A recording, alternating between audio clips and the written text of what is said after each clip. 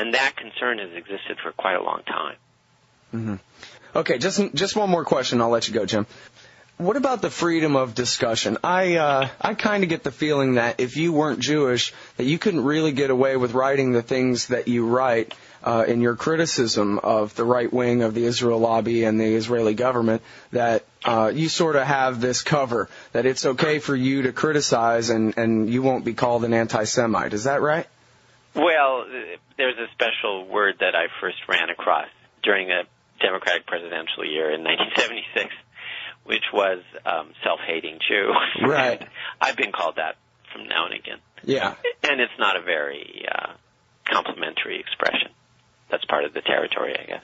Sure. Do you think that it's easier to discuss differences and points of view on these issues, the Iran issue, the Palestinian issue in Israel than it is here in the United States?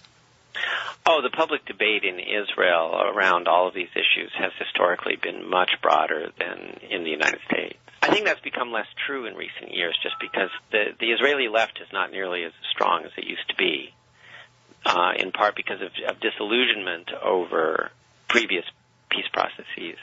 So I think within Israel it's narrowed somewhat, or there are not as many pro-peace voices that are taking as strong a role as they did in the past in public debate in Israel. And I think there's also been a lot of just kind of general alienation from public life, in part because of corruption and other things that have taken place in Israel. But in terms of discussing, of major figures discussing and seriously considering direct talks between Israel and Syria, how to address Hamas diplomatically, how to engage Hezbollah one way or another, or even Iran, the establishment debate in Israel accommodates those kinds of views. It's much in the United States. They're much more difficult to become a major feature of public debate on the issue, on those kinds of issues. There's just less tolerance for it. All right, well, I appreciate your time very much, everybody. It's Jim Lobe. He's the Washington Bureau Chief for Interpress Service. Everything he writes can be found on the blog at antiwar.com and at his blog, the Lobe blog, and also at antiwar.com/Lobe. Thanks very much. Sure.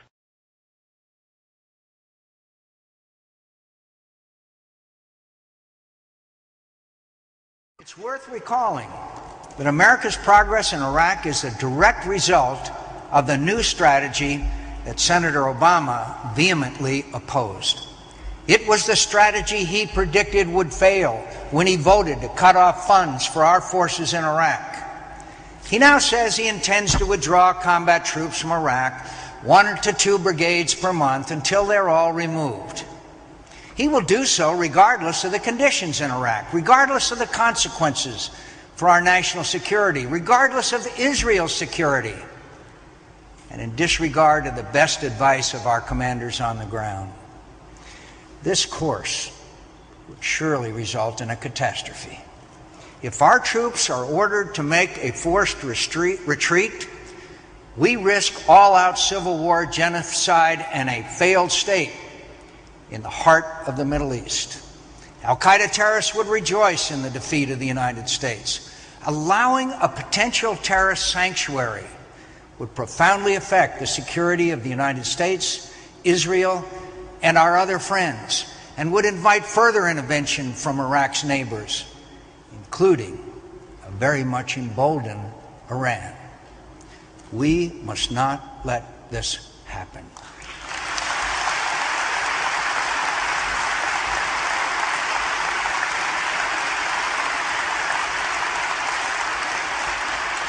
We must not leave the region to suffer chaos, terrorist violence, and a wider war. My friends, as the people of Israel know better than most, the safety of free people can never be taken for granted. And in a world full of dangers, Israel and the United States must always stand together.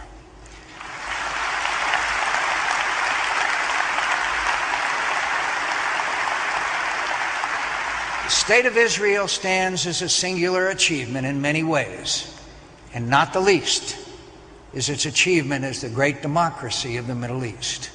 If there are ties between America and Israel that critics of our alliance have never understood, perhaps that's because they do not fully understand the love of liberty and the pursuit of justice.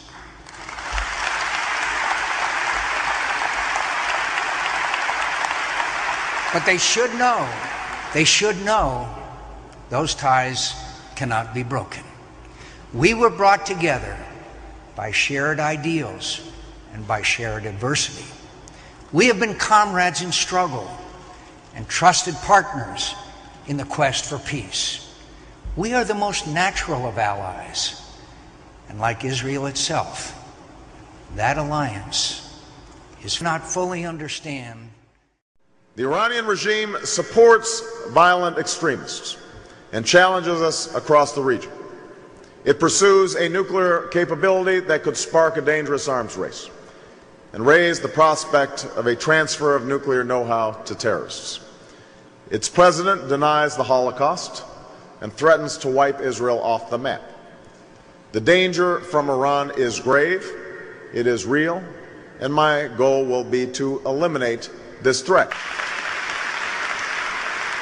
But just as we are clear-eyed about the threat, we must be clear about the failure of today's policy. We knew in 2002 that Iran supported terrorism. We knew Iran had an illicit nuclear program. We knew Iran posed a grave threat to Israel. But instead of pursuing a strategy to address this threat, we ignored it and instead invaded and occupied Iraq.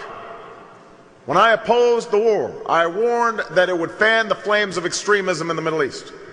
That is precisely what happened in Iran.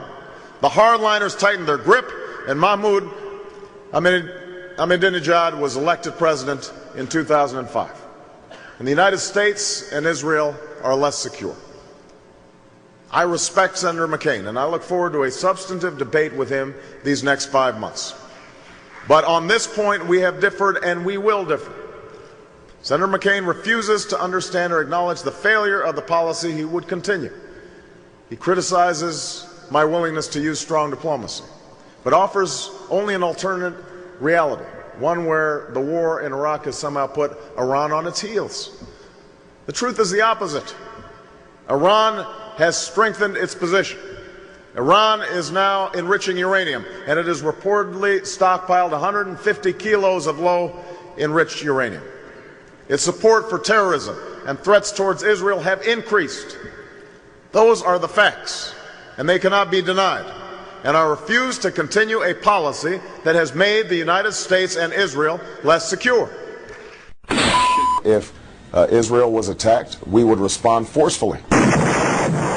And an attack on Israel, one of our most important allies in the world, would be considered as an attack on the United States. Iran, some language recently, you said if Iran were to strike Israel, there would be massive retaliation. Scary words. Does massive retaliation mean you'd go into Iran, you would bomb Iran? Is that what that's supposed to suggest? Well, the question was, if Iran were to launch a nuclear attack on Israel, what would our response be? And I want the Iranians to know that if I'm the president, we will attack Iran. And I want them to understand that, because it does mean that they have to look very carefully at their society, because whatever stage of development they might be in their nuclear weapons program in the next 10 years, during which they might foolishly consider launching an attack on Israel, we would be able to totally obliterate them. That's a terrible thing to say, but those people who run Iran need to understand that, because that perhaps will deter them from doing something that would be reckless, foolish, and tragic. And I want the Iranians to know that if I'm the president, we will attack Iran. And I want the Iranians to know that if I'm the president, we will attack Iran. And I want the Iranians to know that if I'm the president, we will attack Iran. You got the fear. You got the fear.